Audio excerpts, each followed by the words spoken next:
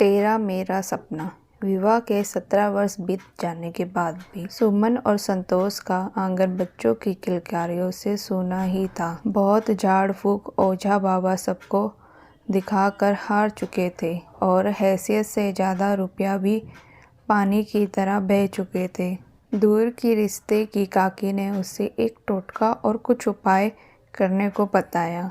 वह सब भी करके देख लिया। निराश और हताशा दोनों ही बुरी तरह से घेर चुकी थी। संतोष अंधविश्वास से बुरी तरह से घिरा हुआ था।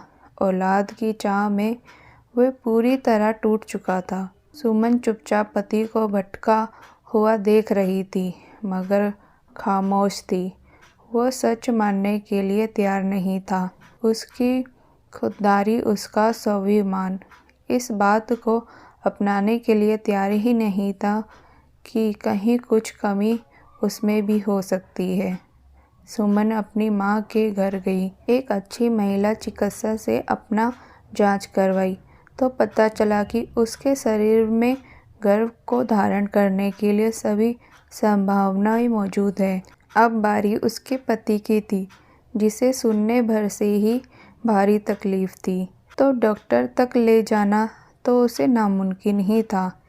उसका यह मानना था कि जिस परिवार से वह संबंध रखता है, वहाँ कभी मर्द की तरफ से ऐसी समस्या नहीं आई। उसके दोनों बड़े भाई शादी के साल भर बाद पिता के सुख से परिपूर्ण हुए हैं, तो फिर वो कहीं और से थोड़ी आया है। उसकी रगों में भी वही खून दौड़ रहा है। पति पत्नी की इस बात को लेकर जब भी बात उठती तो संतोष ने यह सब कहकर सुमन को चुप कर दिया। सुमन बस ईश्वर से प्रार्थना करती थी कि हे ईश्वर, किसी तरह इनकी सोई हुई बुद्धि को जगा। और देखो, नवरात्रि का समय, अष्टमी का पावन दिन। सुमन काम वाली की मदद से कई आसपास के घरों से छोटी बच्चियों को न्योता दे आई। संतोष भी कन्या पूजन की रस्म में पत्नी के साथ पूरी तरह आ खड़ा हुआ। सभी बच्चियां कतार में बैठी है। तभी दरवाजे की घंटी बजी तो सामने एक महाशय नन्ही सी गुड़िया को गोद में लिए खड़े हैं।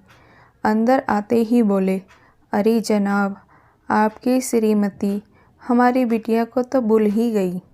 संतोष ने बड़े आदर से उस महाशय को अंदर बिठाया। उनकी नन्ही सी बिटिया का पांव धोकर अभिनंदन किया। धीरे धीरे सभी गंजक खा पीकर घर चली गई। सुमन चाय बना लाई। उस महाशय ने अपना नाम सौरभ बताया और बताया कि वे एक इंजीनियर है। अब वो अपनी निजी जिंदगी की बातें करने लगे।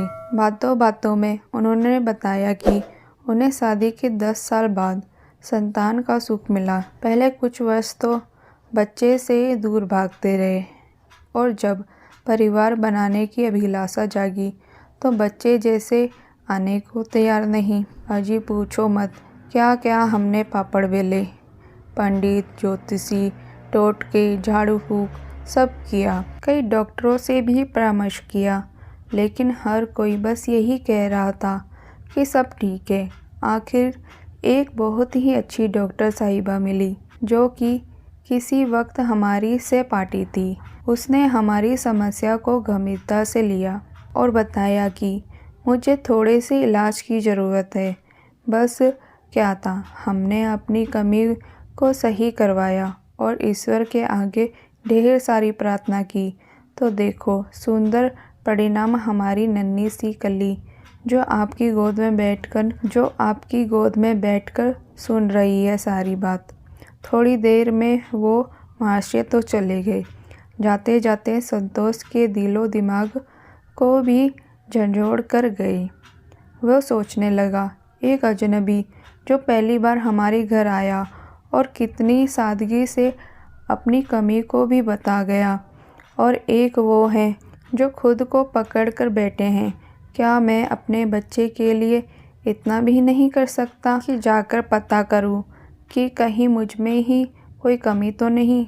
सुमन पति के चेहरे के बदलते रंगों को पढ़ रही थी। भागकर सौरभ के पीछे गई, उस डॉक्टर का पता लिया। संतोष को ही इलाज की ज़रूरत थी, ऐसा डॉक्टर ने जांच करके बताया। इलाज के कुछ महीने बाद जब सुमन का खट्टा खाने का मन किया तो पति पत्नी दोनों की आंखों से आंसू बह रहे थे।